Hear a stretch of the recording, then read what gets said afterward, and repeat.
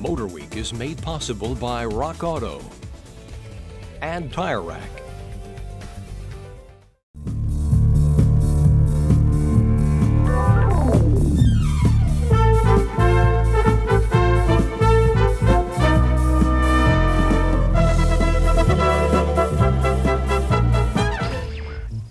Hello and welcome to MotorWeek and to our 1985 Detroit New Car Preview. This vast expanse of concrete and blacktop is only a small part of the Chrysler Corporation Proving Grounds in Chelsea, Michigan, where we're starting our two-week tour of this model year's new goodies from Detroit's Big Four car companies. Besides looking at Chrysler, we'll also be reviewing some of the better ideas from Ford this week.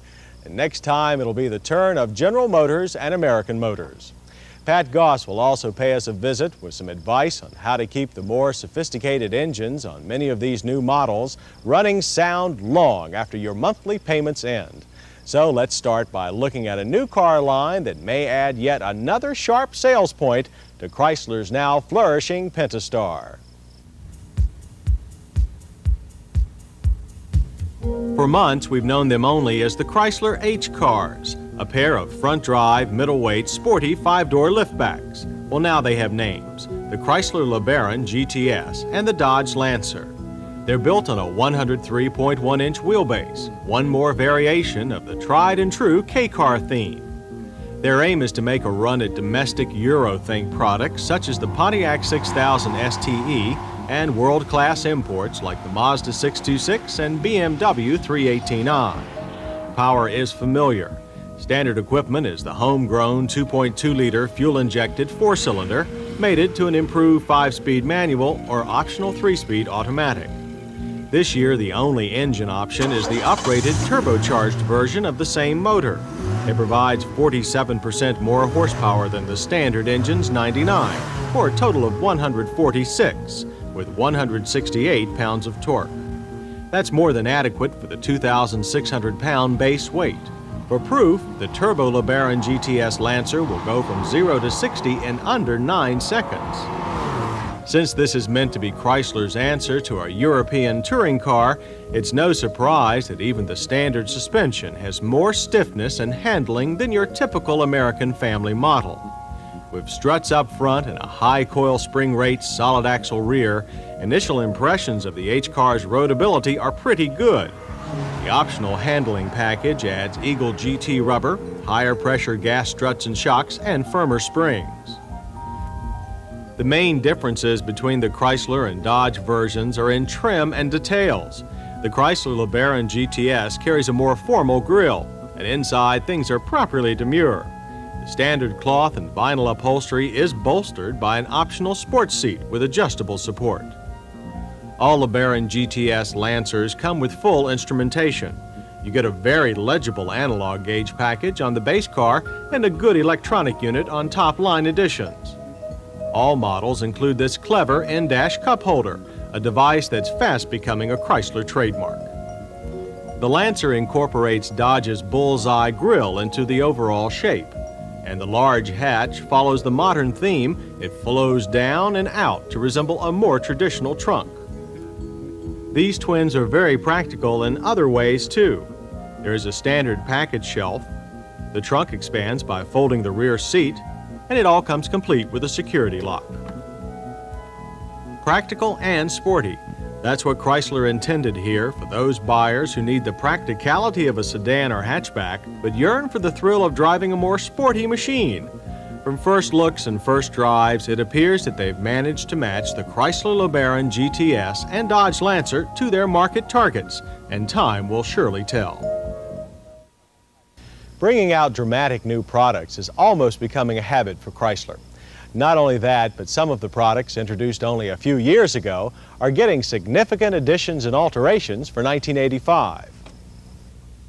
Take the hot-selling front-drive Plymouth Voyager and Dodge Caravan minivans. New convenience extras for 85 make these useful creatures even more so.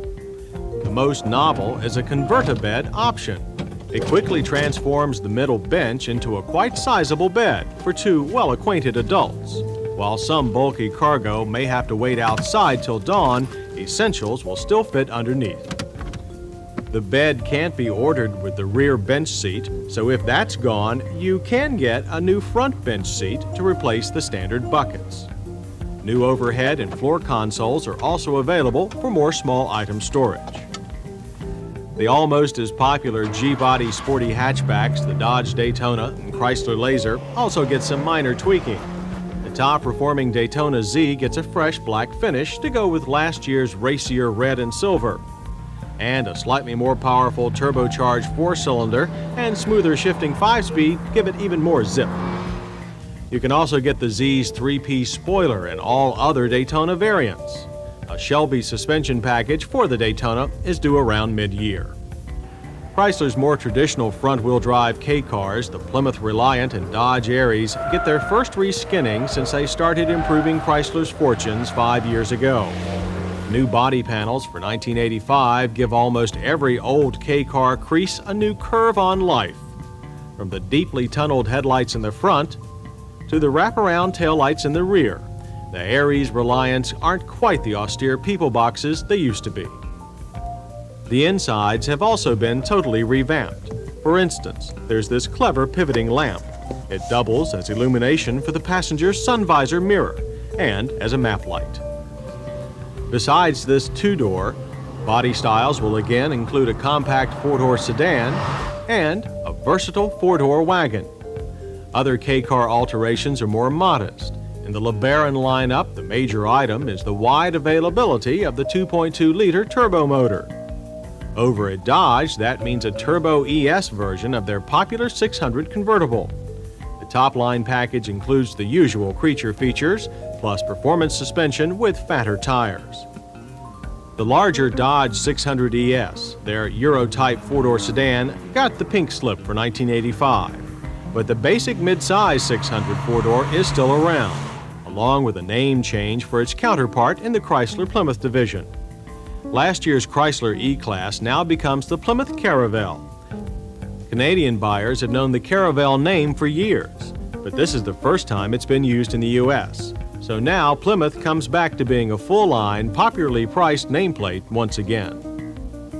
But if you like your front-wheel drive on the plush side, Chrysler will still sell you their opulent New Yorker. And not to be left out in the pull-me car category are the venerable L-body hatchbacks, the Plymouth Horizon and Dodge Omni Twins. As part of their growing performance image, Dodge is offering a couple of additions to their rabbit-hunting Omni GLH. This little beastie will get the 2.2 turbo as an 85 option, along with race car-like side curtains. The GLH is a performer all right, and for an American econo box, that's almost unheard of. On the sleeker side, the Dodge Charger continues with its top-line Shelby package. It also has a turbo motor option, plus a new distinctive hood bulge. The more pedestrian Charger and Plymouth Turismo continue to offer sporty hatchback styling in an economical package. Only the small Dodge Rampage pickup didn't make the final cut. Rounding out, or should we say stretching out, Chrysler's front drive lineup is the Chrysler Limousine. It also gets the 2.2-liter turbo. The slightly shorter executive sedan is gone. On the rear drive family car scene, a single four-door body style continues as the Plymouth Grand Fury and Dodge Diplomat.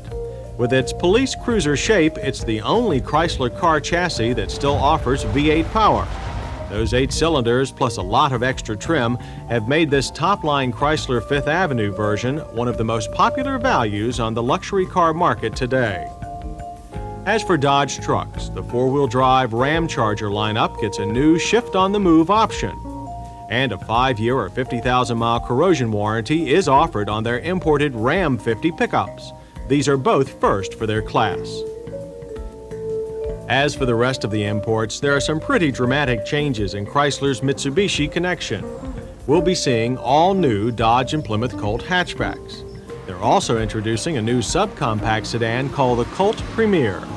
Like the hatchbacks, this attractive wedge-shaped four-door is built on a 93.7-inch wheelbase. That provides badly needed rear footroom. Colt power has been upped 6% with a new standard 1.5-liter four-cylinder. And naturally, the fire-breathing 102-horse turbo is still available, although this go-around with a lot more handling to really make the Colt a controllable thriller to drive. Changes on other Mitsubishi products are mostly limited to trim and electronics. That means the very popular but hard-to-find Colt Vista 7-passenger wagon and the Conquest Sport Coupe, though it now has a water-cooled turbo. The Conquest also has a super stereo with fingertip controls located on the steering wheel, providing spirited sound to go along with its spirited performance. And spirited is a good way to describe all of Chrysler's amazingly varied product lines for 1985. They're quickly making Chrysler one of the most innovative car marketers in the world today.